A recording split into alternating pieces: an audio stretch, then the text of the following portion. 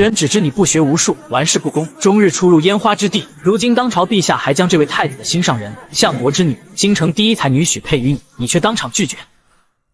那人是谁啊？他呀，说来真是家门不幸，他可是现如今我大梁镇北侯府的小侯爷。原来是他。听说他不学无术，终日出入烟花之地，但真是家门不幸。可不是嘛。不过我听说陛下好像要给他赐婚，不知哪家姑娘要毁喽。韩虾仁，你谁啊？我是谁不重要，重要的是进宫后我要你拒绝赐婚。我凭什么听你的？只要你答应，我可以给你1000两黄金。好，一言为定。臣韩虾仁叩见陛下，吾皇万岁万岁万万岁！平身吧，韩虾仁今日宣你上殿，朕有事跟你说。陛下，臣反对。哼，朕还没说你就反对，知道朕要说的何事？回禀陛下，臣不知道。但是这位刚刚找过我说给我1000两黄金，让上殿之后拒绝您所有说的话。太子可有此事？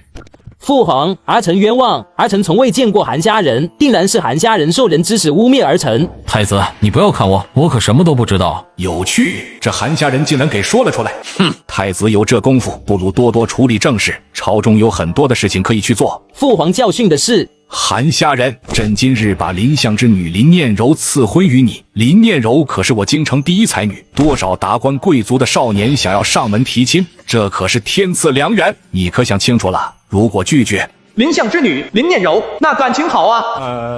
臣韩虾仁叩谢皇恩，今后只要陛下一句话，韩虾仁就是上刀山下火海也绝不皱眉。我要为大梁流血，我要为大梁立功。行了行了，起来吧。林相，你也见一见韩虾仁吧。臣遵旨。岳父大人，请受小婿一拜。我操！不摇碧莲，果然无耻，哪有一上来就叫岳父的？这都还没娶呢，都叫上了。好，赶紧起来！韩虾仁，你既然要和林相结亲，自然不能寒碜。朕在京城北城给你盖了一座镇北侯府，今后你就在京城住下吧。臣多谢陛下，想到这个好日子竟然来得这么快，给老婆给房子还可以发工资，这尼玛要是前世自己一个纯废物，就是奋斗20年也未必能完成其中一样。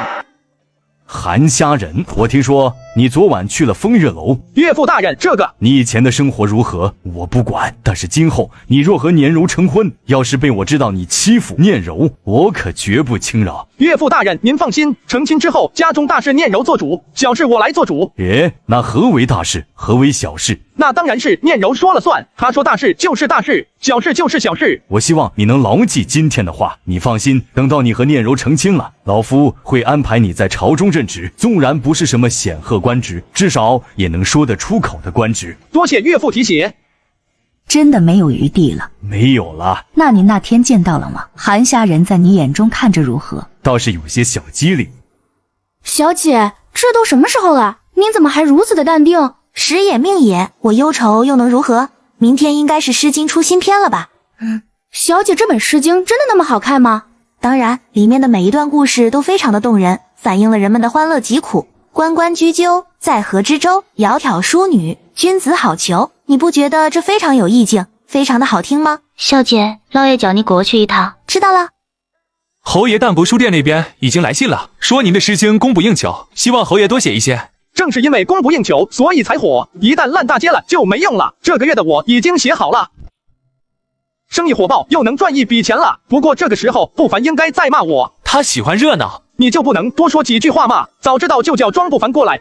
大梁太子，你确定林念柔会来吗？林姑娘一定会来的。是他？谁呀？8境高手破空刀顾长明，岭南人士，出身草莽江湖，为人好客，在江湖中颇有美名。没想到他竟然投靠了萧炎齐。这不奇怪。侯爷，夫人来了。在哪？看来他也是来买书的。小姐，我们今天恐怕是买不到了。没事的，等下次吧。林姑娘来此处也是买诗经的吗？回太子，我家小姐是为了购买诗经来的。原来林姑娘也喜欢诗经，没想到我竟然和林姑娘是同道中人。太子也喜欢诗经？是啊，这本诗经非常好看，尤其是里面的窈窕淑女，君子好逑。这王八蛋竟然想要勾引我老婆。侯爷，交给在下。你想干什么？调戏侯爷夫人者死。文川大梁皇朝，成为镇北侯韩孝忠之子。不料你的父亲武功盖世，功高盖主，受到当朝皇帝的猜忌，竟与北燕暗中密谋，设局坑杀20万韩家军。唯有你因年幼，侥幸逃过一劫。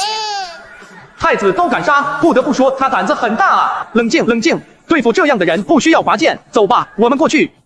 小姐，我们恐怕真的买不到了。林姑娘，正好我这里就有一本，不妨借给林姑娘如何？太子殿下，这……咦，太子殿下也是来买书的？没错。那你这书也买完了，怎么还在这里？放肆！长明，不得无礼。我和林姑娘再次偶遇，林姑娘没有买到《诗经》，所以赠书佳人。原来林姑娘是来买《诗经》的，正好我这里有一本原著手抄，林姑娘若是愿意，10两银子给你了。那就多谢公子，太子殿下告辞了。哼，韩虾人，京城不比你北凉城，做事还是多思虑。多谢太子殿下好意。既然如此，我也说一句，林念柔是我韩虾人的夫人。镇北侯府虽然名存实亡，可也不是谁都能欺负。好，很好，记住你今天的话。林念柔刚回到屋里，便打开第一页的瞬间，已经愣在原地。这是什么字体？每一字都是锋芒毕露，宛如利剑出鞘，给人一种视觉上的冲击力。难不成是出自《诗经》作者之手？不行，给父亲看看。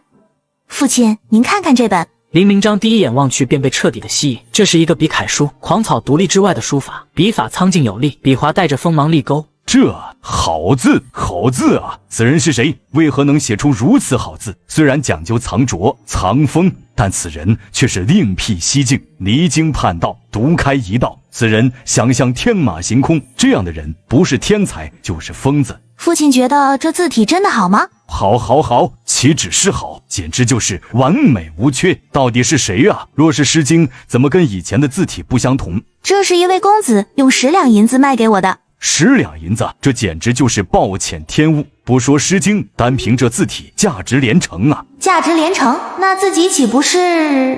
姑娘，这一次你是真的赚到了。这字体还没有现世，若是现世，必然和狂草一般，掀起一场文学风波啊！父亲，那我还是还给他吧。女儿，这个能不能改日再还回去？父亲，好吧，拿走，拿走。女儿啊，问一问那位公子能否借看1两天。小姐，我们不是买到《诗经》了吗？怎么还来这淡泊书店啊？林念柔笑而不语。姑娘是来买书的吗？非常抱歉，今日《诗经》已经卖完了，姑娘可以看看别的书。庄公子，我是来找人的。哦，不知道姑娘您找谁啊？你们淡泊书店是出售《诗经》的唯一书店。没错。那你们可知道有原著手抄的人吗？这本……庄不凡打开《诗经》，只是看了一眼便心中明了，恐怕要让林姑娘失望了。这原著手抄的《诗经》，我们淡泊书店从未出售，应该是作者送给了某人。不过在下倒是知道一个地方，或许能帮到林姑娘。还请庄公子赐教。明日便是先皇开设的诗词大会，到时候京城才俊都会去。这位公子能手握原著手抄，必然身份不俗，我想一定会参加的。多谢庄公子点拨，念柔明白了。小姐，明日你也要去吗？去，必须去。侯爷，不凡来消息说夫人找您。这个庄不凡怎么开始操心我和林念柔的事情？看来淡泊书店的事情对他来说太轻松了。罢了，我来到这个皇朝已有10多年了，也没有真正感受过古代那种盛世，那就去凑凑热闹吧。林相，左大人，这一次的诗词大会准备的如何了？回禀陛下，我们做好了所有准备。很好，记住这一次的诗魁必须是我们大梁的人。对了，那位庄不凡的学子如何了？回皇上，庄不凡说愿意参加诗词大会，为我大梁争夺魁首。不过什么？不过他说他爱好文章诗词，专研的却是书法，所以对诗词方面有些欠佳。如此说来，他也没有把握。倘若庄不凡都没有自信，那大梁还有谁能担此重任？罢了，你们下去吧。庄不凡见过侯爷，在京城这些年混得可以啊，都已经是名人了。承蒙侯爷栽培。你也别这样说，主要还是你自己的努力。有没有跟庄叔通信？父亲说家中一切安好。侯爷，夫人来了吗？我看你是闲着没事做。哪里，分明是侯爷你自己惹的事情。夫人都来我淡泊书店找您了。这一次诗魁有信心吗？没有。看来这一次大梁都要失去诗魁了。有侯爷在这里，那些自然不是侯爷的对手。不要考虑我，我是不会出手的。一切全凭侯爷做主。不凡告辞。林相，严老，贤王，看林相今日之日，面貌定然是有所喜事。皇上赐婚相国府和镇北侯府，相国自然是喜上眉梢。非也，那是何事？我发现我大梁有一人，倘若他能来，必然能夺得魁首。是吗？那我等就拭目以待了。再一次安乐。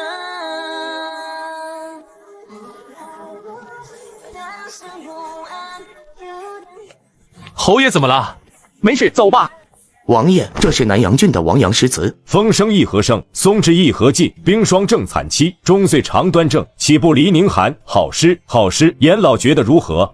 看似咏物，实为言志。王公子借用轻松之刚劲，明志向之坚贞。这首诗词寓意高远，气壮脱俗，确实不错。但是想要夺得魁首，有些差了。水生山色锁庄楼，往事思悠悠。云雨朝还暮，烟花春复秋。题远何必尽孤舟，行客自多愁。那严老觉得这一首如何？好是好，不过此时不应景。严老，你可且莫要偏心啊！你我几人不过是随心点评，何来偏心之说？那这个呢？原破上寒空，皆言四海同。安知千里外，不有雨兼风？严振潘看了一眼，再次缓缓摇头。侯爷出了几首诗词，还没有到真正交锋的时候，这些诗词不过是热热场子罢。侯爷不进去看看？不用看都知道，就那些诗词虽然惊艳，但还没有到震惊的地步。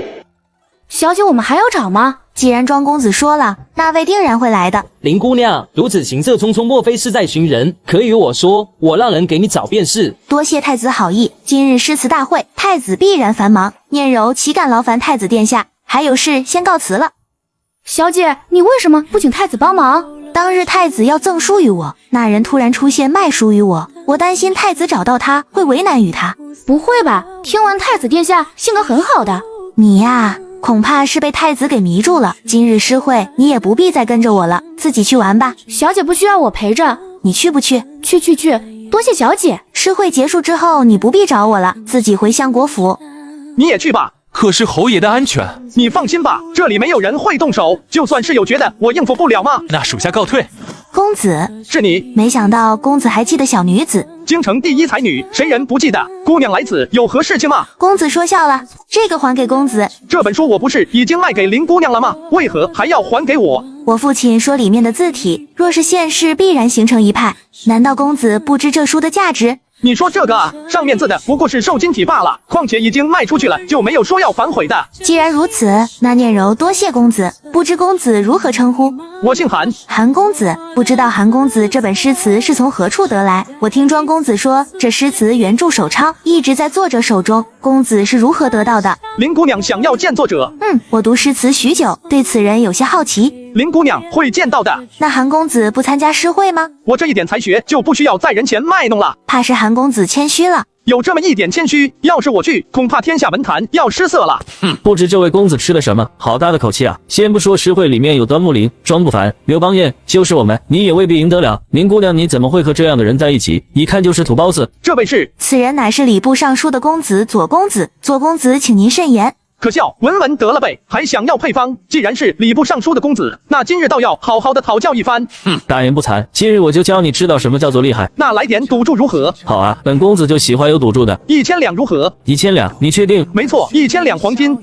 怎么，左公子这是怕了？没关系，你只要说你怕了，我就当做是什么事情都没有发生过。怕，本公子就不知道怕字怎么写。好，左公子有胆识。既然如此，那我们就让林姑娘出题如何？可以，林姑娘你就出题目，让我教训一下这狂妄的家伙。我吗？好吧，那两位就做一首七律如何？那谁先来啊？你先来，省得说我欺负你。好，那你听好了：风急天高猿啸哀，渚清沙白鸟飞回。无边落木萧萧下，不尽长江滚滚来。万里悲秋常作客，百年多病独登台。艰难苦恨繁霜鬓，潦倒新停浊酒杯。左公子，您觉得如何？这不可能。无边落木萧萧下，不尽长江滚滚来。好诗句，真的是好诗句。左公子恐怕是要输了，输给这样的人不丢人。左公子想好了吗？我已经做了一首，现在轮到你了。不对，这定然是你和林姑娘俩人商议好的，你们早有准备。左公子，请你说话客气一点。诸位都是读书人，做一首诗词需要花费多长时间，诸位心里都清楚。而他却是开口就来，不觉得太容易了吗？你做不到，不代表别人做不到。我看你就是在狡辩，你敢让我出题吗？无妨，你说，只要你说出题目来，我要是做不出诗词来，算我输。好，这可是你说的。此时万物开春，就以春天为题目如何？好雨知时节，当春乃发生。随风潜入夜，润物细无声。野径云俱黑，江船火独明。晓看红湿处，花重锦官城。这不算，一定是你早有准备。我的题目是夏天。绿树阴浓夏日长，楼台倒影入池塘。水晶帘动微风起，满架蔷薇一院香。不可能。那秋天呢？自古逢秋悲寂寥，我言秋日胜春朝。晴空一鹤排云上，便引诗情到碧霄。那冬天呢？千山鸟飞绝，万径人踪灭。孤舟蓑笠翁，独钓寒江雪。这里兄台可否用主？咬定青山不放松，立根源在破岩中。千磨万击还坚劲，任尔东西南北风。那咏梅呢？墙角数枝梅，凌寒独自开。遥知不是雪，为有暗香来。山水呢？空山新雨后，天气晚来秋。明月松间照，清泉石上流。竹喧归浣女，莲动下渔舟。随意春风歇，王孙自可留。在场众人都被虾仁的诗句震惊到。我的乖乖，我的亲娘也，难不成遇到死神了？严老，外面来了一个人，天纵奇才出口成诗，无论什么题目，只要你说出来，他就能做出来，简直神了。外面都传诗神下凡了。胡闹！严老是真的，那人出口成诗，现在已经不叫50首了。50首，50首，恐怕是那人为了名利用钱购买的吧？不是，下官亲眼所见。那这50首到底从何而来？我也不知道缘由，听说是左公子见到那位公子和林姑娘站在一起，便过去刁难。继续说。左公子便和哪位公子斗诗，左公子败下来，不服输，说那位公子是早有预谋，胜之不武，要自己出题。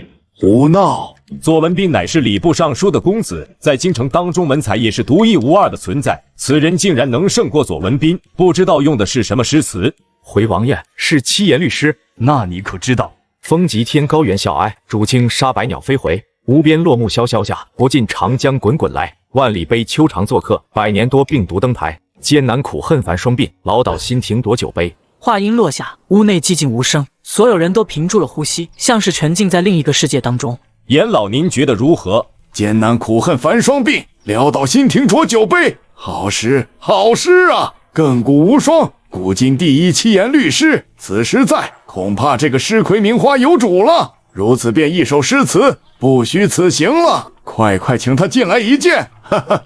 岱宗服如何？齐鲁青未了。造化钟神秀，阴阳割昏晓。荡胸生层云，决眦入归鸟。会当凌绝顶，一览众山小。行了，今日就到这里了。说的我口干舌燥，若是有水喝，我还能说到明年的今天。感情你停下来不做事，不是因为做不出来，而是口干舌燥的原因。你这还是人吗？左公子记住，你欠我1000两黄金。韩公子，林姑娘有事情。没想到公子竟然有此才华，是念柔眼拙。林姑娘何故如此？韩公子是觉得念柔有婚事在身，仍然顾清白之欲要见韩公子，而不与念柔言明吗？何意？韩公子明知故问。我就是《诗经》的作者，不过并非是因为林姑娘所想那般不与您言明，而是想卖个关子，神秘一点。真的？当然是真的。姑且信你。既然韩公子有如此才华，为何不给我大梁争夺诗魁？大梁人才辈出，不缺我一个。可是严老，陛下，邪王，那人已经离开了。离开了？回相国大人，人已经离去了，说是口干舌燥。是我大梁的人吗？是我大梁人，相国千金应该认识。若是我大梁人，那就好办了。如此大才错过，真乃是憾事。严老不必如此，这也是我大梁立国以来的第一次。不错，确实值得庆幸的是，诗魁终于是落入我们大梁手中。严老您德高望重，这诗魁的名头就暂且放在您这里，等日后找到此人，你再将奖授予他，如何？我觉得可以。事到如今，也只能如此了。接下来的半天时间，众人开始默写韩虾人的诗词。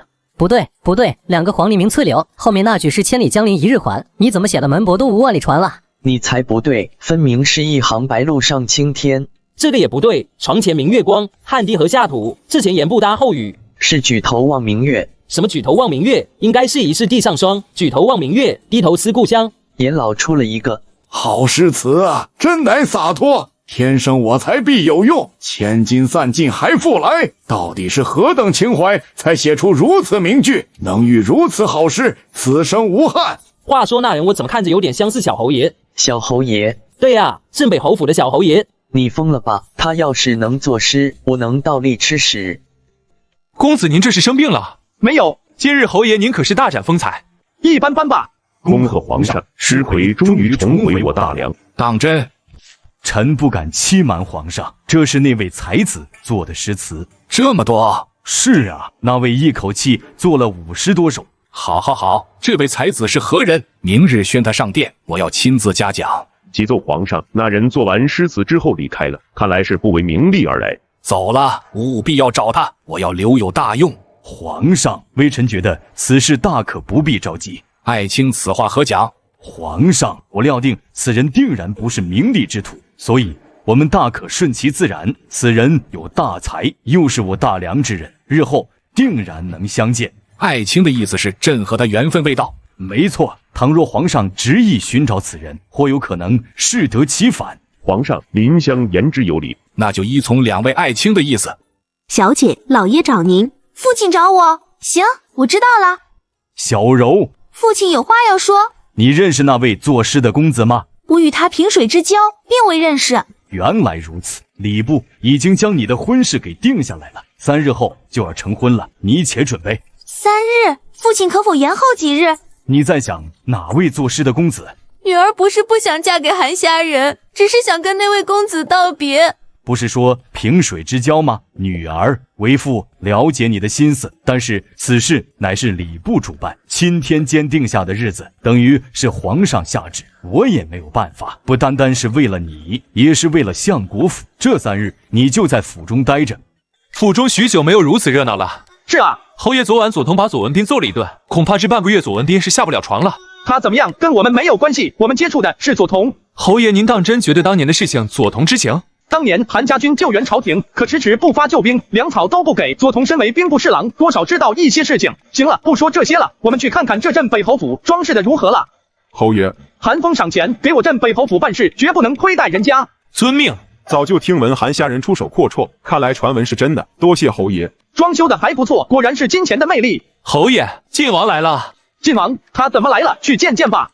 不知晋王殿下到来，韩虾人有失远迎，还请恕罪。侯爷谦虚了，本王不请自来，倒是请侯爷莫要见怪才是。晋王殿下说笑了。听说你要成婚了，有什么事情需要帮忙，但说无妨，只要我能办到的，一定办到。承蒙皇恩浩荡，没有什么可需要的，多谢晋王殿下好意。好，今夜若是无事，不知道侯爷能否赏光？晋王抬爱。好，今夜风月楼要斗花魁，你我一同前往如何？好啊，那就恭送晋王了。侯爷，要不我也去吧？不用了，你还是帮我去调查一下礼部派来的人。明白。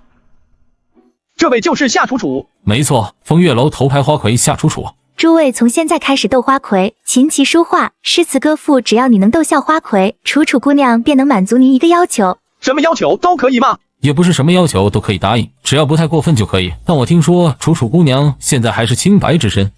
侯爷，听闻您可是万花丛中过，片叶不沾身，今日这斗花魁恐怕非您莫属了。晋王，你抬举我了。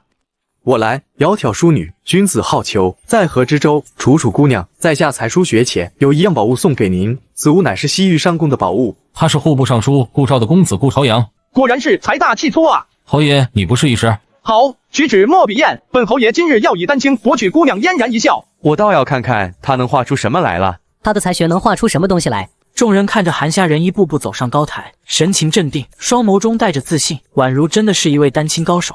抛开韩虾人的身份不说，才学不说，光是外貌，这俩人绝对是珠联璧合，金童玉女啊！确实，就好比完美无瑕的一对人，毫无违和感。好了，此画叫做《百鸟朝凤图》，待会夏姑娘可不要被惊到哦。侯爷，这百鸟朝凤图当真惊世骇俗？这是当然，待会打开之后，还请楚楚姑娘点评几句，若是博得姑娘一笑，什么要求都可以答应嘛。百鸟朝凤图，诸位请看。夏楚楚心中也是立马咯噔一下，宛如一股血气涌上心头，浑身不由一颤，惊愕的目光牢牢地盯着百鸟朝凤图，宛如看到了旷世佳作。真如韩虾人说的一般，前无古人后无来者。台下众人见到贾楚楚如此神情显露，这必然是佳作无疑。没想到侯爷画技如此高超，在下失态了。那姑娘您倒是点评啊。确实是前无古人后无来者。侯爷，不知道我们可否瞻仰？不行，这幅画乃是价值连城的宝物，要看那是不可能的。你若是买下开的话可以。侯爷，我出500两。我出1000两。我出1万两。晋王，你是认真的吗？本王出口，一言既出，驷马难追。我是好奇，侯爷您到底画了什么？好，请晋王稍等，我这就上去。今日斗花魁，恐怕非侯爷莫属了。韩虾人不才，诸位承让了。侯爷不知道你有何要求啊？这个嘛，侯爷的话，楚楚很喜欢。看来侯爷今夜怕是无法离开这风月楼了。不行，我快要成婚了。侯爷此言差矣，我大梁男子3妻4妾，情理之中。况且你们现在还没有成婚，莫非你嫌弃楚楚姑娘不成？晋王误会了，韩虾人并非此意。那侯爷为何还如此的犹豫不决？良辰美景，烛光美人是最不可辜负的。晋王说的是。楚楚请侯爷入闺房一叙。好，看来今日之路是直兵飞侯尹木属了。可怜了左文斌一腔热情，最终还是所托非人啊。是啊，还是俗话说得好，舔狗舔到最后一无所有，这下可有好戏看了。侯爷请。只是这样干坐着吗？如若不然呢？看来楚楚姑娘只把我当成了正人君子。在楚楚眼中，侯爷至少比外面的人都好。何以见得？诗词大会楚楚可是见到过侯爷，只能说世人眼拙，不识的侯爷真身罢了。说得很对，世人却是眼拙。10年前，岭南郡郡守夏勇不知因何缘故锒铛入狱，后人传闻是起兵谋逆。当诛灭九族之时，夏勇长女和次子却不在其中。你说这10年过去了，他们会在哪里？楚楚不知道侯爷您在说什么，楚楚只是沦落风尘的女子，如何知道朝堂之事？是啊，我听闻当年的案子是当今晋王萧炎龙办理，萧炎龙正因为平乱有功，才从郡王成为亲王。侯爷，怎么了？今日之事，楚楚不会告诉晋王殿下。好，楚楚姑娘真的觉得萧炎龙会放过你弟弟？此话一出，倒是被夏楚楚给问住了，但他又有什么办法呢？王爷，韩虾人今日早晨天亮时分离开了。好，自古英雄难过美人关，何况是韩虾人？你去告诉风月楼，从今以后别让夏楚楚接待那些乱七八糟的客人了。王爷，真的有如此必要吗？以前是，现在不是了。你不要忘记了，韩虾人被赐婚了。从今以后，韩虾人背后可是相国府，林明章可是一个老狐狸。属下明白了。顺便告诉夏楚楚，给我机灵一点，有一丁点闪失，就不要再见他弟弟了。侯爷，您没事吧？我能有什么事情？此行收获不小，和我们预料的一样，风月楼后背的主人就是萧炎龙。如此说来，昨日之事是萧炎龙想要试探侯爷，有一半是如此缘故，但还有另一层缘故。他知道我要和林念柔成婚了，所以想要结交我罢了。看来他是看中了夫人娘家的势力。当然，林明章身居相国之位，一人之下，万人之上，文官之首。萧炎龙和萧炎齐俩人争夺储君，林明章是他们必然拉拢的存在。那侯爷觉得林明章会偏向谁？林明章可是老狐狸一个，这么多年他都没有任何的表态，说明他谁都不想要帮忙。他甚至我们这位皇帝疑心极重。我让你查的事情怎么样了？顾凡来消息了。太子、晋王、皇上，他们这是要做什么？侯爷要不要？不可。如果真的这样做了，岂不是不打自招？觉得他们做贼心虚，这件事情还是不变应万变。哦，对了，你通知一下不凡，我们推出新书，叫做《三国演义》。这个没问题，但是侯爷，前些日子不凡跟我说，出版书籍纸张太费钱了，这是一个问题。你告诉不凡，纸张的事情我来想办法，让他不要再购买纸张了。事不宜迟，下午我们就去看地。遵命。小姐，我听说昨晚小侯爷又去了风月楼，甚至在风月楼过夜，现在满城风雨，传得沸沸扬扬，说韩虾人博得花魁一笑，成为入室之宾。哼，原来是此事。小姐您还笑得出来，您就应该告诉老爷，好好的治一治他，真以为他自己是镇北侯府的就了不起。我与他虽有婚约，可男未婚，女未嫁，他如何与我何干？也就小姐您的脾气好。小如下午你陪我出去走走。小姐，你看那人可是那位公子？是他。是他。今日出来散心，未曾想到在这里遇到韩公子。念柔是否叨扰公子失信？没有，我就是随口说几句闲语罢了。公子之才无人可及，随口吟诵便是千古名句，念柔敬佩。不知道韩公子来此有何事情？我是来选地方，我想在这里做一个造纸坊。韩公子要造纸？我大梁书纸稀缺，这是一个赚钱生意。韩公子说的可是真的？当然，我要做事情，无论有多么困难都会去完成。林姑娘是京城人士，对这四周应该有所熟悉才对。念柔以前经常来此游玩，此处倒也是熟悉的很。如此太好了，既然如此，不知林姑娘可否带我们寻找合适的地方？可我不知道你们要找什么地方。无妨，我来跟林姑娘细说，造纸坊最好是空地接近水源。这样的地方我倒是记得一处，不过离这里还要走3里之地。若是韩公子觉得不远，念柔可带公子前往看看。好，那我们出发吧。这里是庄园吗？这是我林家的庄园。原来如此，若是你们林家的产业，恐怕有些不妥吧？无妨，韩公子若是看着不错，这片地我便租让给韩公子，如何？小姐，这可是您的陪嫁之物。没事，这庄园放着也是放着，与其闲置，还不如租让韩公子做一些事情。造纸可用于征途，岂不好事一桩？这是林姑娘的陪嫁之物。现在不是了，韩公子看中了，念柔可以做主，将面前的庄园租让给韩公子，或者是韩公子买下来也可以。这么豪爽，没想到林姑娘也是性情中人。韩公子说笑了。既然如此，韩某就租下这座庄园。林姑娘您觉得要多少钱？念柔不知这租金，就凭韩公子所言，小姐，这样吧，造纸坊若是捡起来，我一半的利润给你当做租金，好不好？这是不是多了？不多，你值得拥有。我还是觉得……嘘，别动！突然，一支箭矢射来，正好从林念柔的头顶上空飞过。有刺客！怎么回事？没事，可能是打猎的，射偏了。寒风，遵命。害怕吗？有寒风在，没事的。破空刀，看来今日你必死无疑了。可笑！素衣软剑，封侯见血，你竟然是……侯爷，是破空刀。破空刀，那应该就是顾长明的破空刀了。没事了，林姑娘，不过些求财之人，给一些钱财便离开了。真的？比黄金还要真，那这庄园就这么定下了。好。侯爷，看来不给萧炎起找事情做，他是不消停了。不知道侯爷您的有何打算？我记得户部尚书楼高渠是萧炎旗的人。明白了。太子，户部尚书求见，说有要事跟你商议。让他等着。太子救我！怎么回事？太子殿下，税银的事情败露了。什么？到底是怎么回事？我不是叫你做事谨慎一些吗？太子殿下，我也不知道到底是怎么回事。你也不知道？是啊，本来好好的，但不知道为何事情就败露了。说清楚。是凤翔郡的郡守冯奎揭发的我们。如此说来，这证据已经落入北政府司的手中。没错。如果是刑部，我还能周旋一二；若是北政府司，恐怕有些困难了。太子救我！你且回府中休息，我来想办法。没有了户部，看你今后如何嚣张！告诉北政府司给我查，我要把楼高渠扒一层皮。遵命。侯爷，今日早晨楼高渠去了太子府。这么快？凤翔郡离京城不远，也就是半天的路程。行了，这火焰我们已经点燃了，接下来就要看晋王这柴火能不能燃起来。寒风，背我去试试婚服吧。如何？可以，可以，这简直就是帅爆了，好不好？侯爷帅爆了。切，肤浅。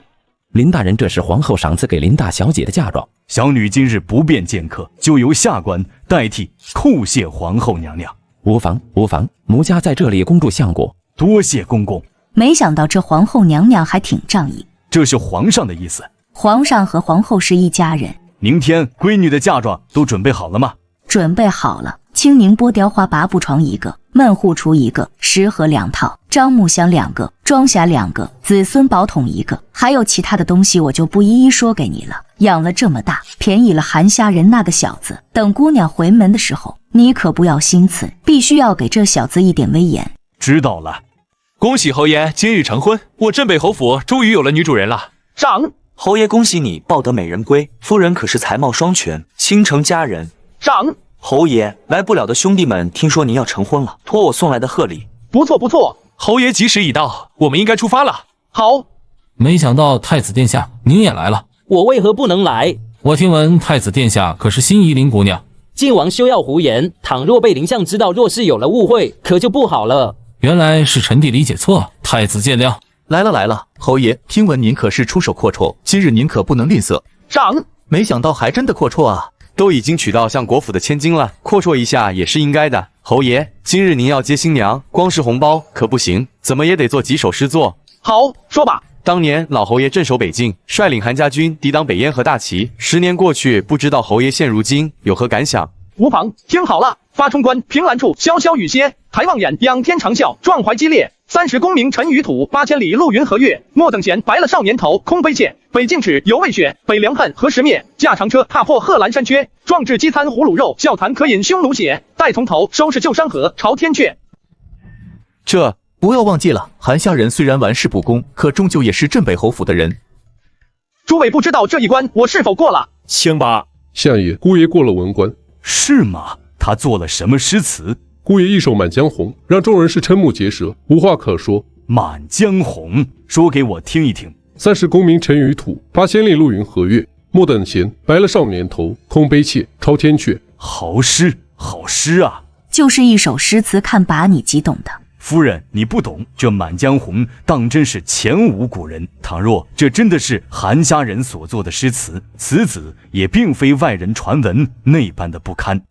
韩家人，林府长子林念孝，原来是大哥。悲急，今日你若是过不了我这一关，我可不承认你。请出题。当年老侯爷一杆霸王枪使得出神入化，进入9境之上10方境界，一枪连挑敌将31人，号称我大梁第一猛将。不知道今日你继承多少？大哥并非韩家人推辞，10年前我韩家满门屠戮，霸王枪已经失传，所以这韩家霸王枪我实在不会。真不会？不行，你若不能接住我的招，那肯定不行，我不会放你过去。为何？你若是手无缚鸡之力，日后如何保护我妹妹？原来如此，大哥放心。韩家人在此立誓，此生绝不负林念柔，有违誓言，不得好死。好，那就算你过了。韩家人见过岳父岳母，二老在上，请受韩家人一拜。好，贤婿快请起。念柔可是我掌上明珠，从小到大，我可没有一点让他受委屈。今日我将他托付给你，希望你今后可要好生待他。岳父放心，韩家人定当谨记。念孝，去把小妹背出来。李成，恭喜侯爷和夫人喜结良缘。多谢，今日劳烦诸位了。韩家人在此拜谢。送入洞房。去婚房，你若是累了，不用坐着等我，直接睡一觉，不要累着自己。若是饿了，叫下人给你做吃的，不要饿着自己。侯爷今日您大婚，可要一醉方休啊！好，一醉方休。侯爷恭喜你抱得美人归，真的是羡煞我等。多谢晋王殿下美意，韩家人先干为敬，您随意。好。恭喜！多谢，你们先坐着，等我敬完酒再来和2位殿下一醉方休。不必了，北镇抚司最近在办理一桩贪污案，我还有事情要忙。既然如此，韩家人便不留晋王殿下了。晋王为国操劳，真的是可喜可贺。为君分忧，乃是我们这些做臣子的本分。太子出事了，是楼高局的事情吗？不是，是顾长明死了。今日刑部的找到了尸体，让殿下您过去认领。顾长明死了。章邯叩见太子殿下。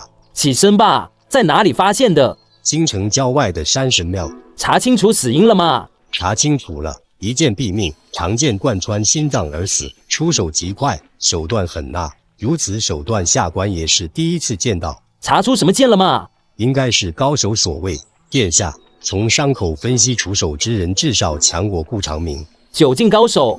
有可能。京城现在有几个9境高手？2名。宫里的哪位是不可能？会不会是鱼龙帮的帮主？不像。有可能是隐藏身份，故意使用剑？不可能。鱼龙帮帮主孙红修炼的是霸刀，走的是刚猛路线，而眼前这伤口判断，这一剑阴柔狠辣，和孙红的霸刀完全是相反的。一个人怎么可能修炼2种极致的武学？难道是柳随风？就没有其他线索了吗？太子殿下若是可以请柳随风过来看看，他是用剑高手，又是10方境的修为，见多识广，应该能看出我们看不出的线索。顾长明先给我放着，楼高局那边都安排妥当了吗？殿下放心，一切已经安排妥当，出了京城，我们的人就会动手，楼高局不可能活下来。好，人都可靠吗？都是江湖中人，没有任何的背景，就是查也查不出来。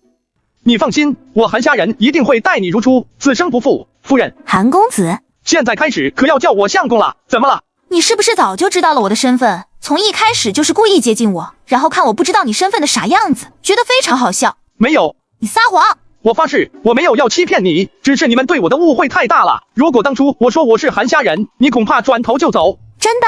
好啦，我错了，我再也不敢，我再也不骗你了。姑且信你，不过这笔账要记着。就不能直接原谅吗？你给我作诗做得好，我就原谅你。好，请夫人出题。夫君我知无不言，言无不尽。我不出题，你自由发挥。旧面芙蓉一笑开，结飞宝鸭衬香腮。眼波才动被人猜，一面风情深有韵。半间骄恨寄幽怀，月移花影约重来。如何？你有此才华，为何不在人前显露？旁人怎么看我，那是他们的事情，与我何干？那你告诉我，风月楼的事情怎么回事？冤枉，那一晚上我都没有碰过夏楚楚。夏楚楚那样的美人在前，你会不动心？我是正人君子，你说时候也不早了，我们俩人是不是也应该休息了？林念柔顿时面颊通红，刚刚还说自己是正人君子，怎么如此快速就本性暴露了？千户大人，楼高局今日早晨被人带走了。什么？千户大人，楼高局今日早晨被人带走了。什么？废物！监视楼府的人呢？被人迷晕了。若是放走了楼高局，谁都不要活了。千户，我们现在怎么办？查！如果楼高局出了京城，城门那里必然人见到，赶紧去查。娄大人，目的地已经到了。这不是码头。大人，我们不知道太子殿下是如何告诉你的，但我们知道太子殿下是如何告诉我们的。这里就是目的地，我们没有记错。萧炎齐，你这个王八蛋，身为太子竟然如此毫无诚信，你这辈子都做不了皇帝。娄大人，安心上路吧。等等，我这里有钱，只要你们放过我，我把所有的钱都给你们。你死了，钱财一样也是我们的。萧炎齐以为这样就可以没有人知道了吗？我早就暗地里做了账册，如果我死了，账册就会出现在北镇抚司的书案上，到时候他一样逃不掉。这个不关我们的事情，我们的任务就是杀了你。光天化日行凶，未免有些不好吧？你是什么人，敢妨碍我们的事情？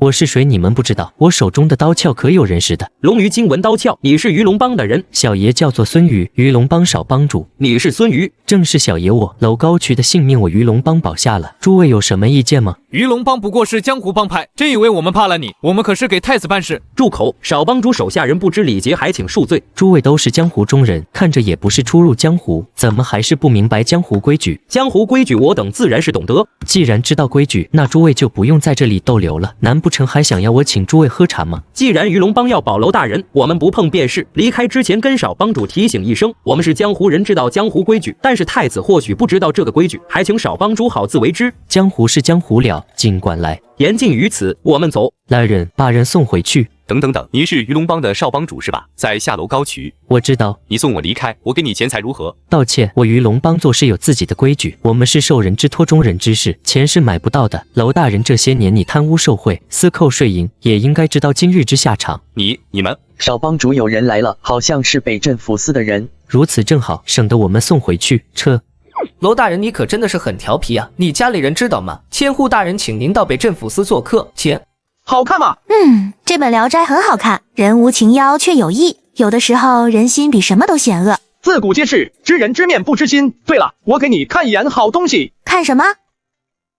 这是什么？这叫做望远镜，我做的能把很远的东西拉到眼前。真的假的？当然，有了这个东西，你就能观察很远的事物。倘若行军打仗，有了这个，你等第一时间察觉敌军的动向。上屋顶，怎么样？是不是很神奇？那是什么东西？我看看。不行。你看到了什么？原来如此。你知道了？是否有人在洗澡？你怎么知道？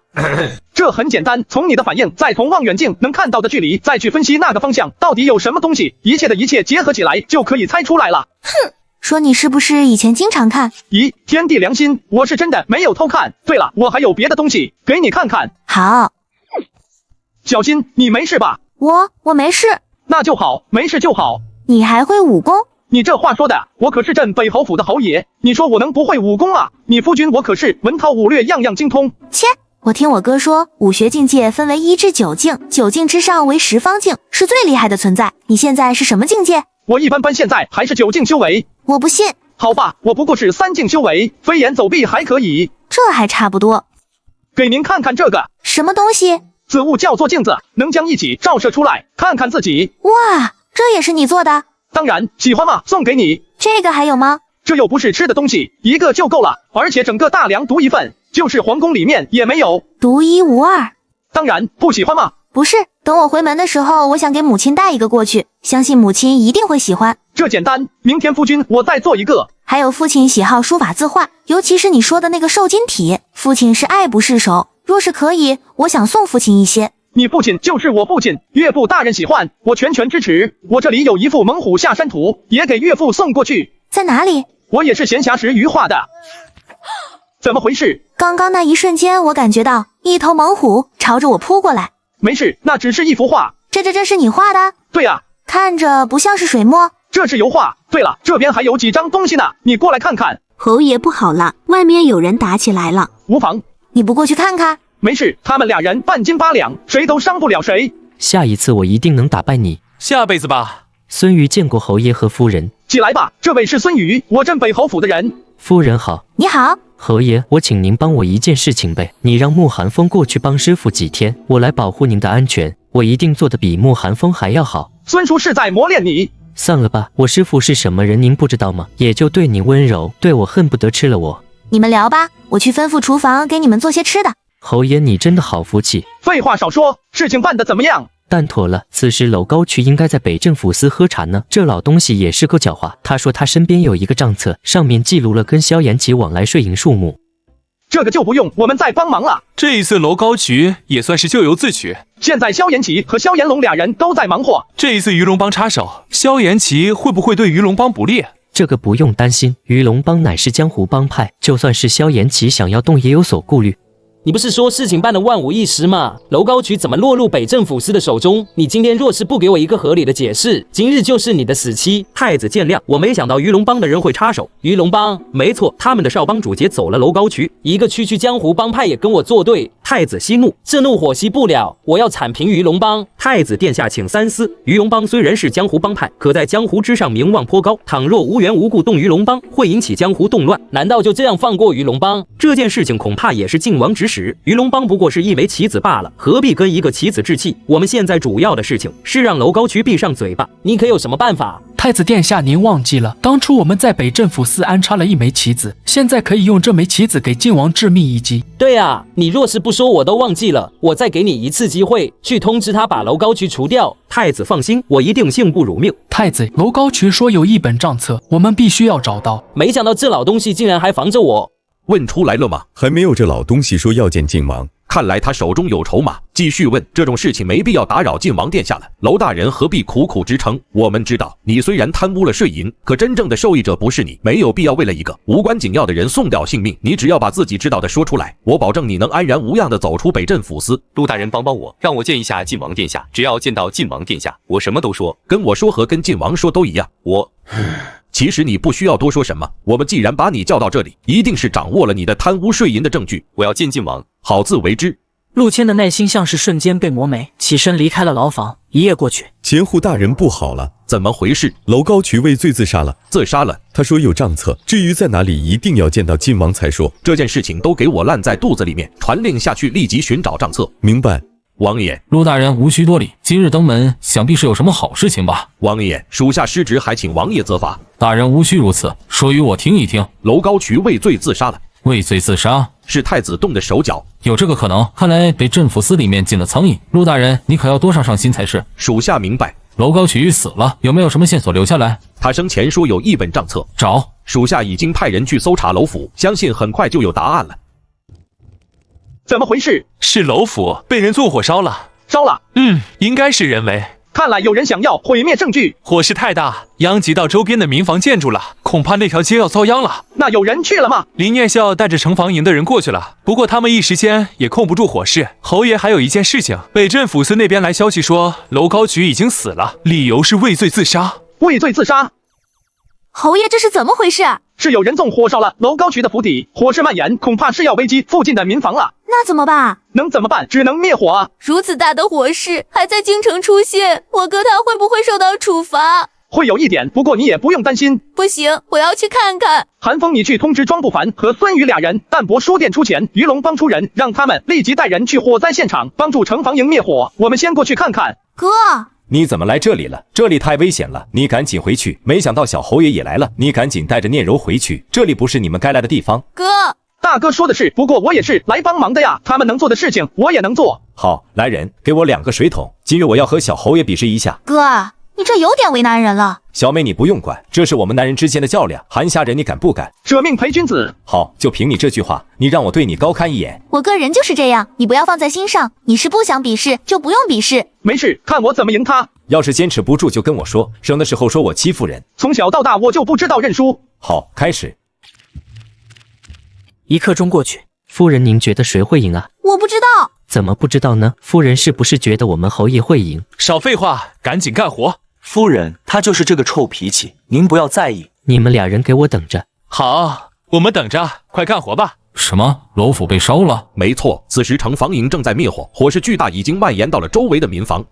没想到太子竟然来这么一手，这一次是真的便宜他了。陈平，这件事情你做的深得我心，他不是要找账册，好啊，我直接给他烧了，看他怎么找，哈哈哈。如此大火一烧，任何东西都将不复存在，太子您可以高枕无忧了。这件事情你做的不错，上。没想到你竟然能坚持到现在，小意思。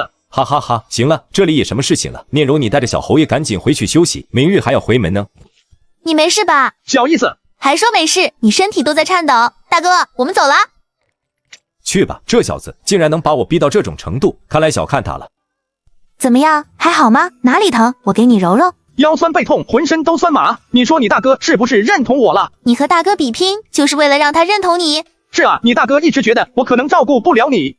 就算如此，你也没必要拼命吧？疼！念孝，你是城防营的都统，昨日大火，你跟我说说到底是怎么回事？回禀皇上，昨日大火起因乃是户部尚书楼高局的楼府起火，之后蔓延4周民房。我们现场查验，并没有发现任何的痕迹，楼府早已经人去楼空。如此说来，这火到底是怎么发生的？没有人知道了。恕臣无能，请皇上降罪。林念孝，你成为城防营都统，护卫京城安全，楼府失火殃及4周民房，罚俸1年，降职1品，望你戴罪立功。谢皇上。父皇，儿臣有事启奏。晋王有何事情？父皇，前些日子北镇抚司接到一桩贪污案，乃是凤翔郡冯奎举报，户部尚书楼高渠贪污税银，北镇抚司担心迟责生变，立马立案调查。我们从楼高渠口中得知，他存有一本贪污账册。楼高渠贪污税银？没错，大2个郡县税银统一运到京城之后，楼高渠利用自己是户部尚书之便，从中抽取一部分税银占为己有。继续说。而我们正在寻找账册的时候，楼府突然失火，税银也不知去向。儿臣怀疑楼府失火乃是有人销毁证据，想要掩盖真相。按照晋王的意思，楼高渠还有同伙不成？没错，我们搜查楼府没有发现任何的税银，显然楼高渠把贪污的税银交给了他幕后的人。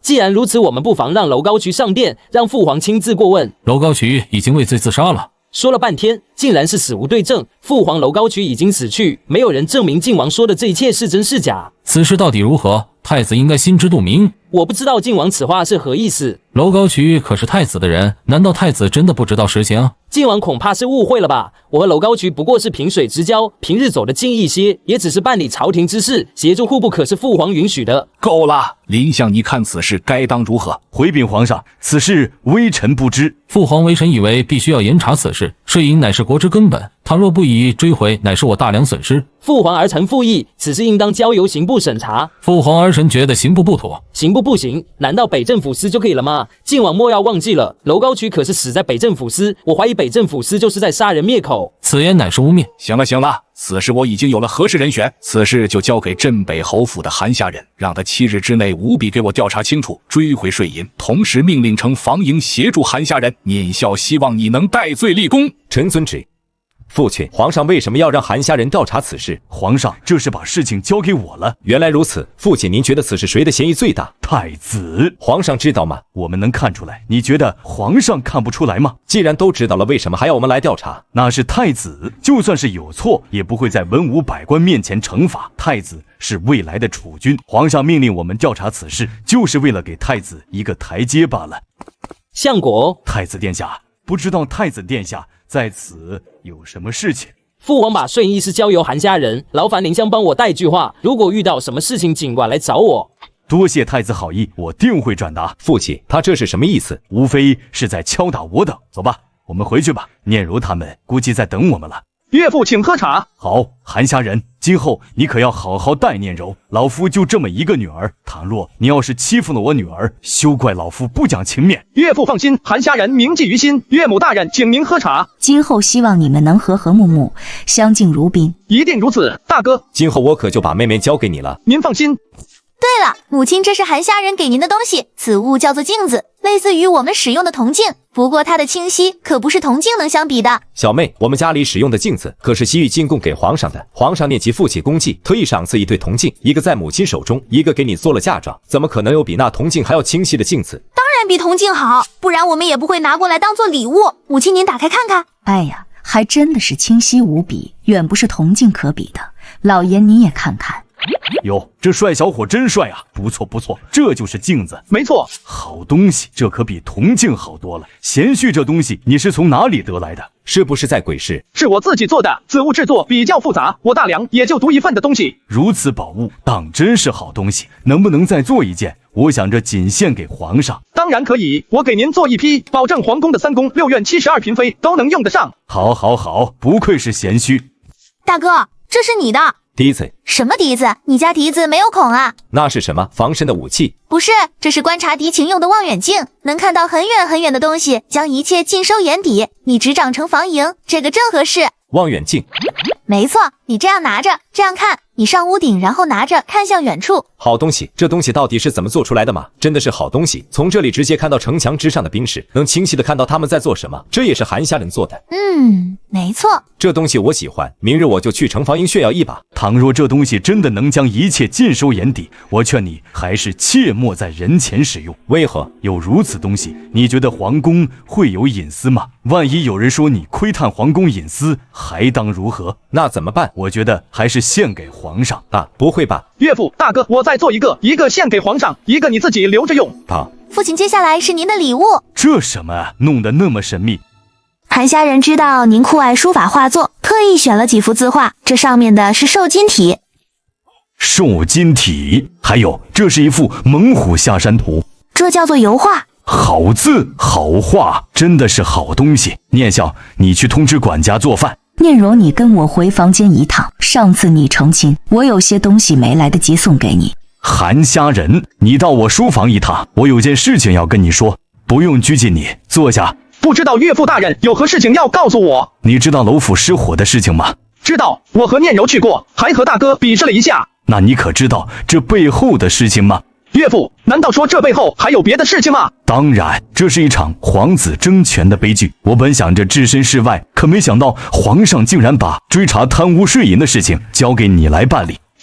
没错，名义上是你来调查，但话中的意思，这件事情是要我来调查。我明白了。有何想法？倘若你觉得此事麻烦，老夫替你来做，到时候你把所有的事情都推到我的身上便可。岳父放心，我一定会幸不辱命。好，如果遇到什么困难，你可以来找我。林明章最后提醒了一下韩虾人，在相国府吃完饭，韩虾人带着林念柔回到了镇北侯府。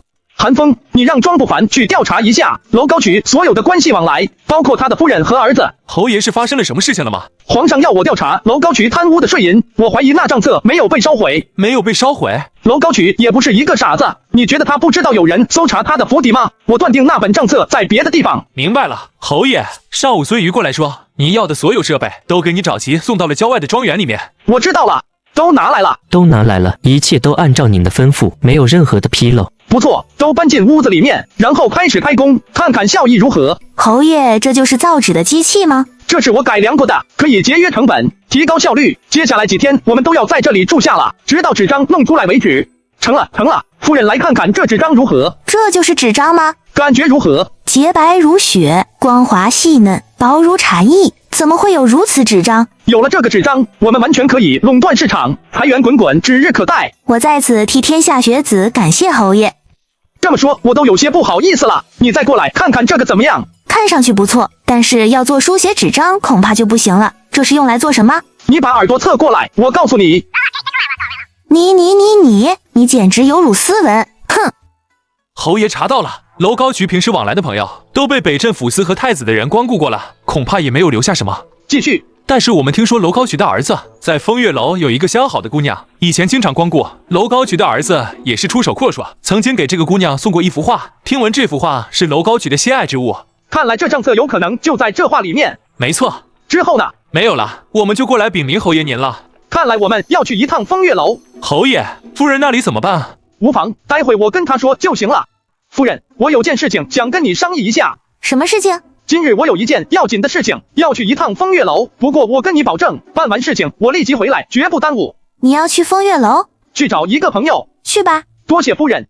不知侯爷到来，楚楚也没有什么准备。没关系，常言道秀色可餐，本后看着楚楚姑娘就饱了，不需要准备其他的东西。那侯爷饱了吗？8分饱。看来这最后的2分就是侯爷来找楚楚的原因了。聪明，这是不是心有灵犀一点通？既然侯爷有事求我，楚楚可要看侯爷诚心了。不知道楚楚姑娘如何看诚心，我可是一片赤诚之心。侯爷才高8斗，文采出众，不如吟诗一首。倘若真的说到了楚楚心中，楚楚自然答应侯爷所求之事。简单，昨夜星辰昨夜风，画楼西畔桂堂东。身无彩凤双飞翼，心有灵犀一点通。隔座送钩春酒暖，分曹射覆蜡灯红。皆于天鼓应官去，走马兰排泪转蓬。如何？身无彩凤双飞翼，心有灵犀一点通，这是侯爷为我做的诗词吗？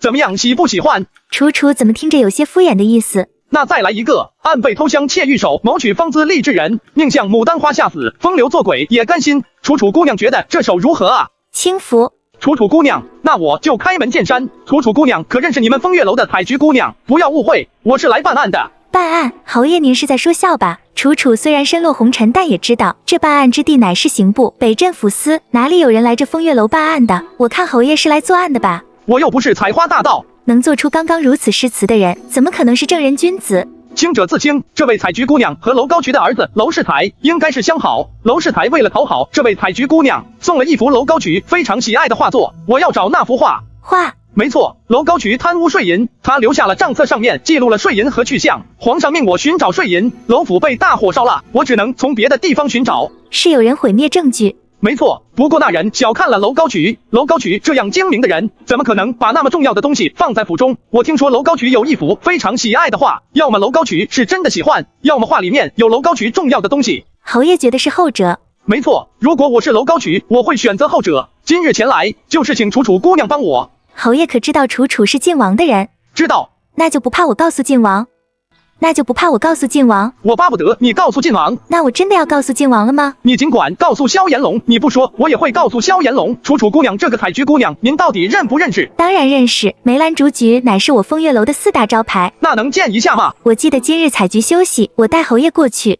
秋竹，采菊还没回来吗？昨天回来了，当时他还大哭了一场，说再也不管家里了。这也太无情了。那他今天出过门吗？这个我就不知道了。不用怕，去通知老鸨，把人拿下来吧。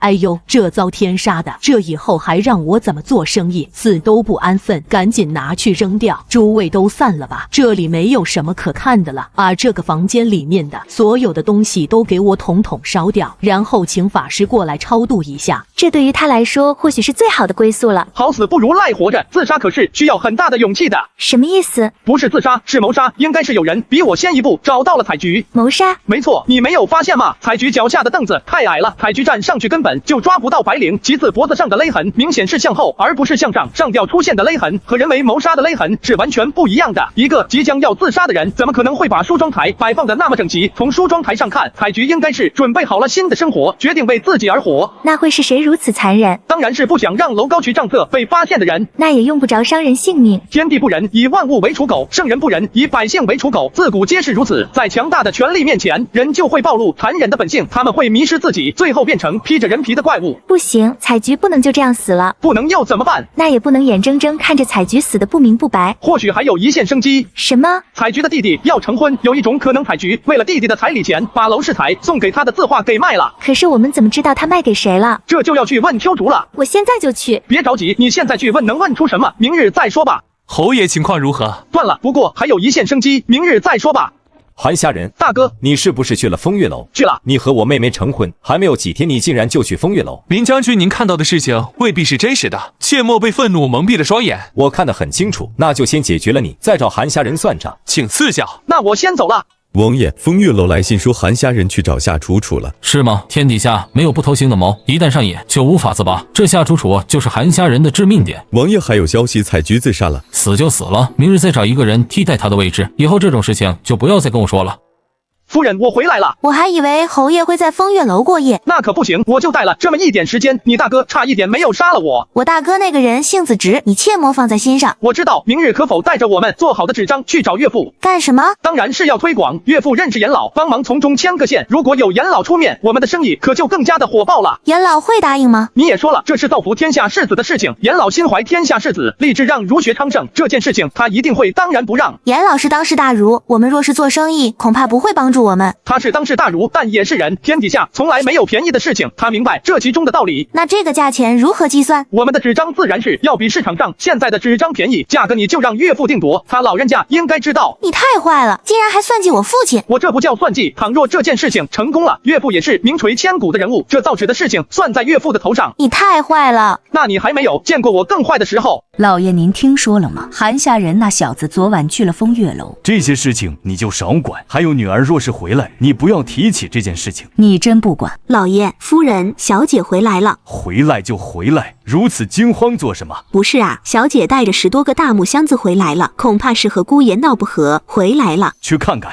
闺女，是不是韩虾人那小子欺负你了？你跟娘说，我替你做主，我得要那小子扒一层皮不可。母亲是从哪里听到这些事情的？我和韩虾人俩人好得很，没有任何的吵闹。你可不要为了我和你父亲俩人就隐瞒我们。没有。那这些东西是什么？这可是好东西，我可以跟父亲这样说，它绝对是改变天下学子的东西，是韩虾人让我带过来，让父亲帮忙的。改变天下学子的东西？那韩虾人呢？我看他就是害怕我们说他。昨晚他是不是去了风月楼？他去了，事先问过我，说有事情要去一趟风月楼。这几天我也感觉出来，他好像在办什么事情，不过我没有过问。林明章点点头，他自然是知道韩虾人在忙活什么事情。韩虾人应该是在调查税银的事情，难道说税银的事情和风月楼有关系？那里是萧炎龙的地盘。我相信韩虾人不会骗我的，这些是韩虾人上次承诺父亲的东西，是镜子和望远镜。好，正好我今日上朝，现在让我们看看这改变天下学子的东西。好，父亲，韩虾人交代说让您找严老帮忙宣传。知道了，你打开看看，倘若真的是好东西，为父自然会帮忙。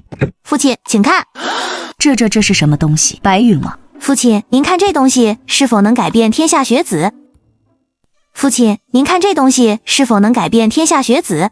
这是纸张。是啊，父亲，这东西是否能改变天下学子的命运？改变，绝对能改变。闺女，这真是韩虾人做出来的。对啊，作坊就在我们庄园。若真的是韩虾人做出来，这小子可是居功至伟，大功一件。真有这么神奇吗？闺女，你跟我说，韩虾人真的如同外人说的那般不堪？当然不是外界说的那般不堪，在女儿眼中，他是一个非常厉害的人。既然是韩虾人做的事情，为什么他自己不出面？他说这纸张一旦出现在市面上，必然是争抢的存在，所以如果有相国府和严老坐镇，会好一点。好，给我抽出几张，我要带走。父亲这是同意啦？自然是同意。我女儿来找我，为父，我怎么可能拒绝？要是韩虾人那小子来，我100个不同意。哈哈哈！严老，林相何时到来？老夫实为不知，未能相迎，还请海涵。我也是刚刚过来，听到严老沉浸在诗词当中，不忍心打扰。严老这是怎么了？只闻其诗，不见其人，乃是汉室。或许是机缘未到，一旦到了那人，就有可能出现在严老面前了。多谢林相吉言，林相千金成婚，老夫未能前去拜贺，还请林相海涵。无妨。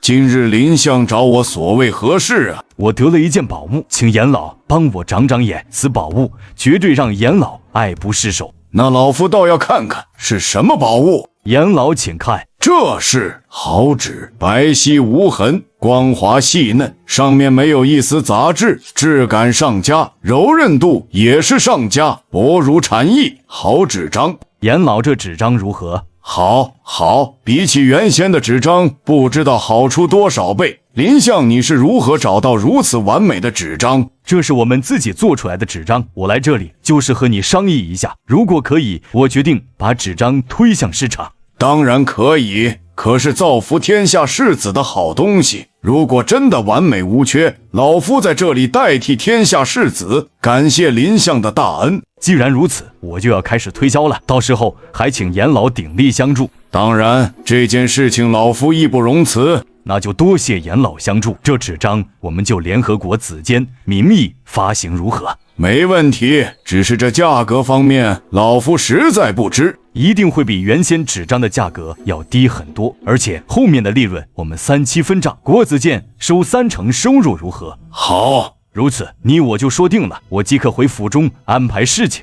怎么样，问到了吗？或许是天可怜见，或许是老天有眼。今日早晨我问了一下秋竹，他说采菊手中确实有一幅娄氏才送给他的字画，前些日子因为他弟弟彩礼不够，采菊就卖到了鬼市。看来真的是老天有眼啊！侯爷那税银真的能追回来？这个就要看皇上的态度了，你把此事告诉给晋王吧。真的要告诉晋王？当然。晋王好消息，今日风月楼那边传来消息，老高渠的账册并没有被烧毁，而是去了鬼市。当真？千真万确，听说藏在了老高渠喜爱的字画里面，后来娄氏才把字画送给了风月楼采菊的姑娘。采菊因为缺钱，把字画卖到了鬼市。如此说来，昨日死的那个采菊是被人杀人灭口？应该是，想来太子他们也一直在寻找账册。好，这一次天助我也，今夜我们就去鬼市看看。情况如何了？严老答应了，纸张就以国子监的名义销售，利润3-7分。可以，今晚我带你去一个好地方。什么地方？鬼市，你去过吗？没有。那今晚我带你去鬼市转一转。这就是鬼市？没错，这就是鬼市。我们面前的是奈何桥，从奈何桥上走过去就能进入鬼市。这是什么意思？生死有命，富贵在天。进入鬼市一切随缘，怎么样？是不是和外面的完全不同？走去吃点东西，怎么样？要是喜欢，回去之后我们侯府自己做一个，天天喝。自己做一个？这东西说能做就能做吗？要是这样，这东西岂不是早在外面泛滥了？哈哈哈，只要你想吃，回去我给你弄。好。咦，怎么回事？是鬼地巡街，很快就好了。鬼地巡街？没错，鬼市也有鬼市的规矩。鬼市有5方鬼地巡逻，他们负责鬼市的秩序。任何人来到这里都不能违背鬼市的，扰乱鬼市的秩序。那这5方鬼地是鬼市里面最厉害的吗？当然不是，5方鬼地之上还有黑白无常、孟婆和判官、阎王。明白了。怎么了？这鬼市难道朝廷不管吗？鬼市是江湖势力，朝廷根本没有心思管。只要鬼市不闹出大动静，朝廷是不会管的。而且鬼市也不是谁都能拿捏的存在。你见过阎王吗？我没见过。小姑娘，您是第一次来鬼市吧？不然您也不会问这样的问题。为什么？很简单，你说见阎王的人会怎么样？鬼市中最为神秘的存在便是阎王，没有人见过他的样貌，见过的人都已经死了。那有没有见过他长什么样子？青面獠牙，身高1丈，3斗6臂，杀人饮血。真的？哪有他们说的那么玄乎？你不要相信他们。诸位客官，欢迎你们来到我孟婆庄，小女子在此有礼了。她就是孟婆？怎么样，是不是和想象中的不一样？是啊。我去2楼一趟，你要跟我去吗？你去吧。那你等我，我马上下来。出来吧。苏简拜见侯爷。苏简拜见侯爷。起身吧，十面埋伏跳得不错。侯爷，您不是新婚燕尔吗？怎么突然来到鬼市了？来视察你们的工作做得怎么样？算了吧，您怎么有空视察工作？孙瑜跟我说您现在可是大忙人。不说了，我来这里确实有事跟你打听一下。你这个孟婆庄收天下之物，来者不拒。你可收过一个叫做彩菊的小姑娘卖的一幅画？彩菊？没错，她是风月楼的姑娘，手中有一幅画，乃是当朝户部尚书楼高渠喜爱的画，应该是一幅山水画。山水画？侯爷您如此说，我还真的是想到了，确实有一个女孩子来我孟婆庄卖东西，我看那幅字画不错，就用500两买下了，但是现在恐怕去了判官那里。判官？对啊，今日判官那里正好有拍卖会，我想着我留着也没有任何的用处，还不如拍卖出去。侯爷那字画贵重吗？本身价值上等，不过我怀疑里面有楼高渠贪污税银的证据。那怎么办？我来想办法。事情办妥了，有眉目了，现在去下一个地方。这里是做什么的？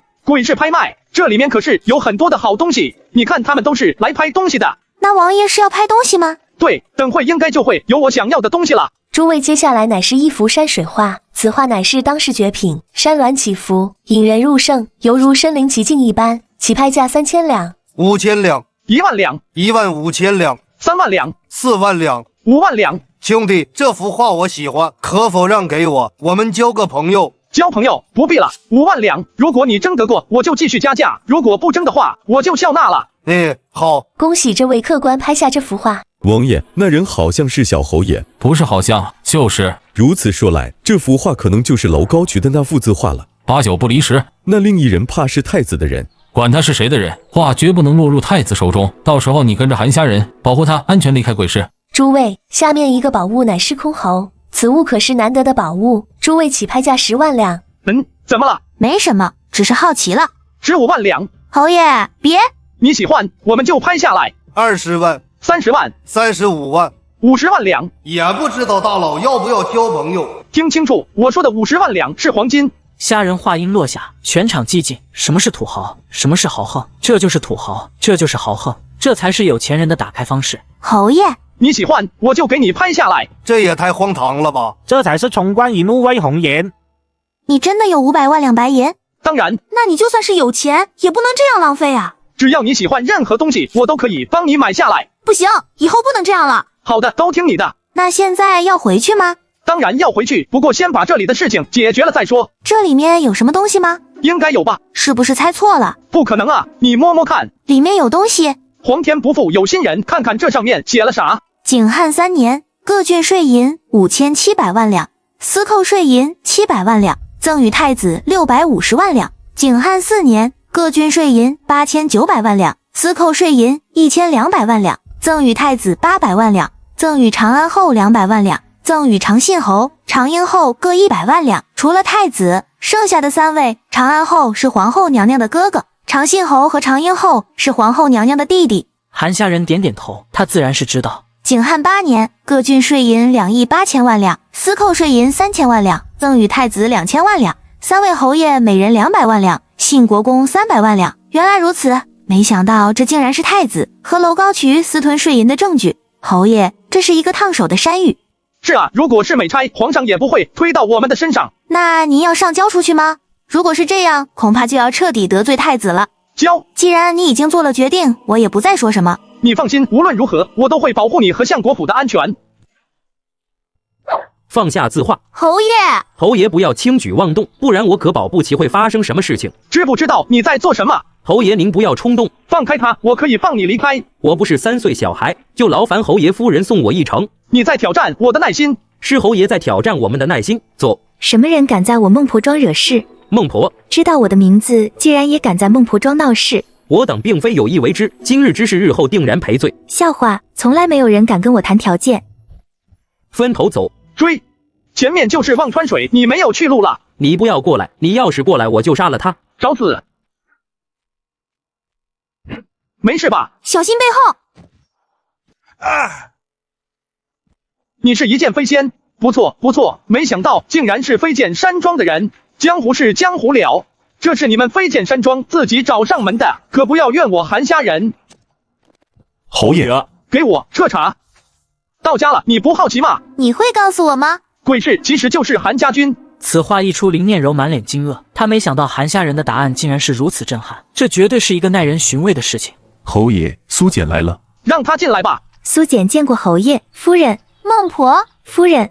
苏简，鬼市孟婆是我父亲生前的唯一的弟子，他学的可是我韩家正宗的霸王枪。说起来，我应该叫他一声师妹。原来如此。说吧，你是负荆请罪，还是想要将功补过？2个都有。思想觉悟挺高啊，账册呢？被人拿走了。如此说来，是萧炎龙的人动的手。没错，从伤口分析，是萧炎龙的侍卫，江湖人称墨羽剑的邓帆。他的剑细长，留下的伤口也非常的奇特。也好，反正我想着把东西抛给萧炎龙。侯爷，我这里一是告诉您账册的事情，二是问一下飞剑山庄的事情怎么办。既然是他们先破坏了规矩，那么就怨不得我们了。你自己知道该如何做。我知道了。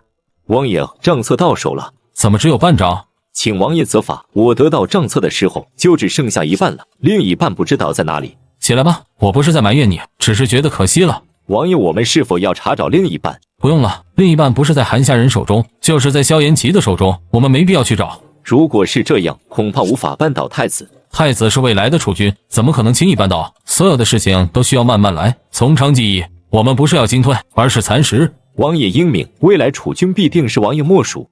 怎么会失败了？太子，我事先就提醒过您，不能在鬼市动手。一个小小鬼市，难不成还能反了天不成？本太子可没有放在眼里。太子您身在庙堂，不知道鬼市的能力。我来自江湖，十分清楚鬼市是什么样的存在。我就不明白你们为什么如此惧怕鬼市。因为江湖中有很多势力都和鬼市有关系，鬼市的情报遍布江湖，而且鬼市高手辈出。如果真的得罪了，防不胜防。那你说我们现在该当如何？太子殿下，现在我们当务之急是要让京城的人撤离出去。离开京城？若是这样，我手中就没有什么人可用了。殿下，我们现在要做的就是以退为进，看看晋王如何出招了。坐以待毙？自然不是。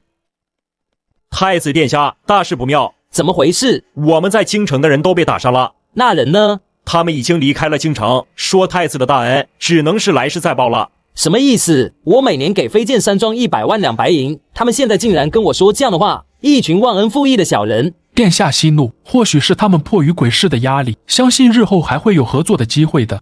早知如此，何必当初？你这出手也太狠了！要不是你来阻止，我直接杀了。您就见谅一下，飞剑山庄的老庄主段飞云来找我师傅了，说大闹鬼市是手下几个不长眼的家伙，不是他们飞剑山庄的本意。飞剑山庄愿意赔偿300万两平息此事，你说我师傅也不能不给面子是不是？那就便宜他们了。岳父，你也要上朝？皇上吩咐下来的事情到期限了，我总得给皇上一个答复。找到了？没有。也罢。吾皇万岁万岁万万岁！臣韩虾人叩拜圣上。平身，镇北侯可给朕带来了什么好消息吗？启奏皇上，韩虾人愧对圣恩，未能追查到账册下落，还请皇上责罚。当真？臣不敢撒谎，追查账册到最后还是没有收获。镇北侯，这可是朕给你的第一份差事。臣愧对皇上期望，万分惭愧。皇上念及韩家人初次办案，还请从轻处罚。父皇，儿臣这里有一本账册。哦，晋王你有账册？皇上，镇北侯其实找到了账册，不过遇到歹人被抢走了账册。镇北侯，晋王说的可是真的？回禀皇上，晋王所言是真的。那你为何不说？皇上，臣知道皇上要的是账册，是结果。既然臣没有拿到账册，那么就是辜负了皇上的期望。至于这过程如何曲折，如何艰难，不需要言明。好一句，只要结果不要过程，朕恕你无罪。多谢皇上。呈上来，为何只有一半？回禀父皇，儿臣得到账册的时候就只是一半。哼，退朝。太子，皇上让您去一趟御书房。知道了，父皇，儿臣知错了。知错？我看你是被逼得无路可退了才知错的吧？如果你想要知错，这10天时间你在哪里？你太子可有缺少用的东西？我可曾亏待了你？你为何还要贪污税银？父皇，儿臣一时糊涂，还请父皇原谅。原谅？贪污税银乃是死罪一条，你不但自己贪污，还给了你那些舅舅。你想要做什么？是不是想要造反啊？父皇，儿臣不敢。不敢？可是你做了，你看看你做的事情。皇上，请皇上原谅其儿，他也是一时糊涂。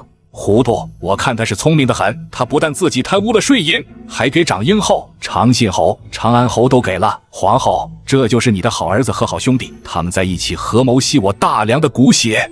这一定是假的，一定是污蔑。他们已经身居侯爵之位，怎么会贪污税银？这就要问一下你的兄弟们。皇上恕罪。哼！今日起不想见你们，来人把皇后送回去。太子萧延其贪污税银，幽禁太子府3月，免必思过。侯爷您没事吧？我没事。萧炎龙突然出现，横插一杆替我解围了。账册呈上去了。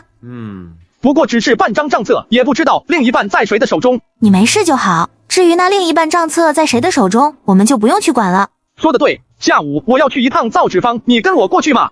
好，老爷您回来了，严老在等您。快带路，严老，让您久等了。林相客气了，是老夫忘记了，今日还有早朝，来早了。到我书房一叙，早就听闻林相博学多才，从这书房便能看出来。严老过誉了，要说博学多才，还是您。这是林相您写的字。并非是我，而是我从我家小婿手中得到的书本上学到的。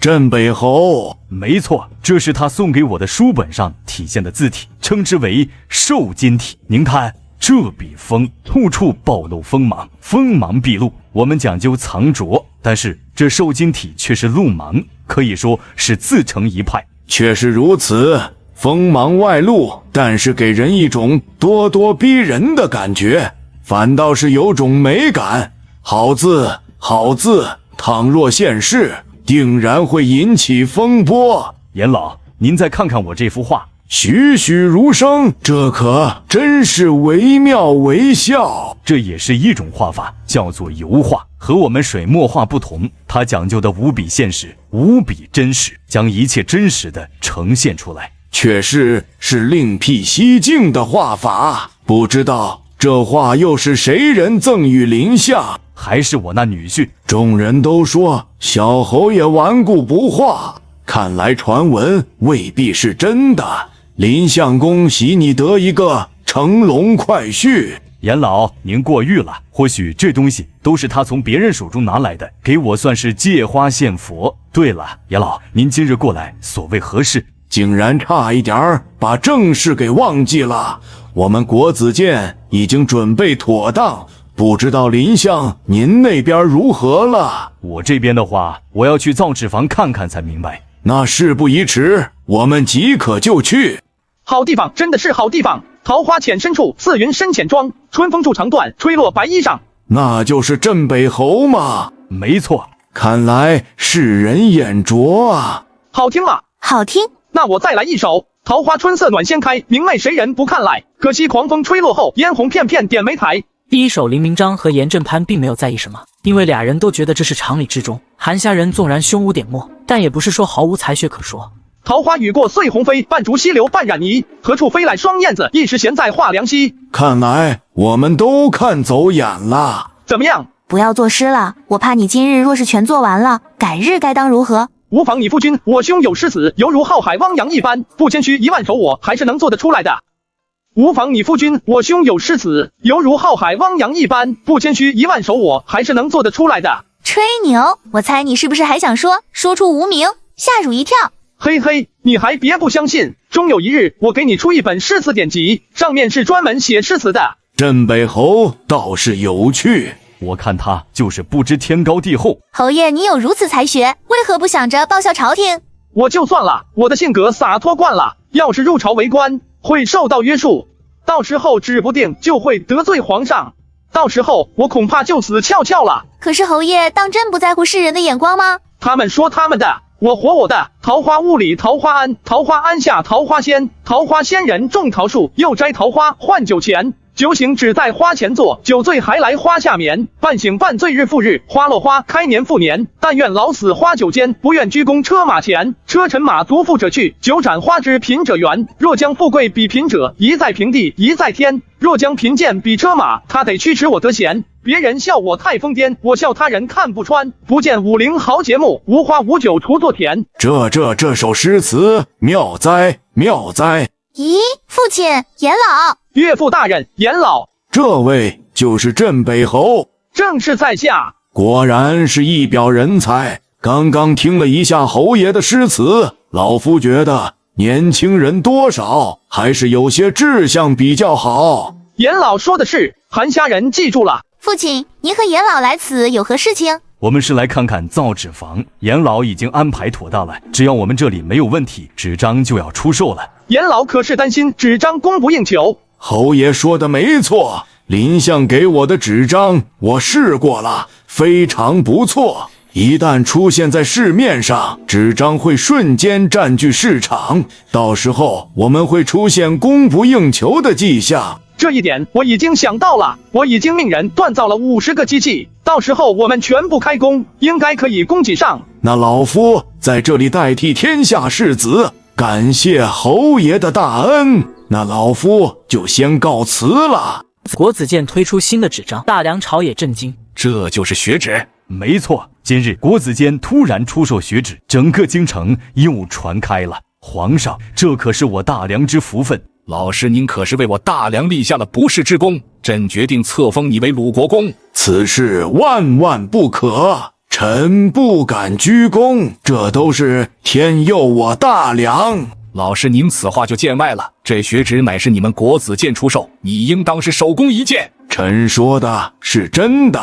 此事乃是林相找我，我们一同办理。这血纸也是林相制作的。我明白了，林相同样功不可没。拟旨：林明章造纸有功，功在社稷，特赐黄袍1件，白银1000两，布匹50段。其子林念孝官复原职，加封忠勇将军。钦此。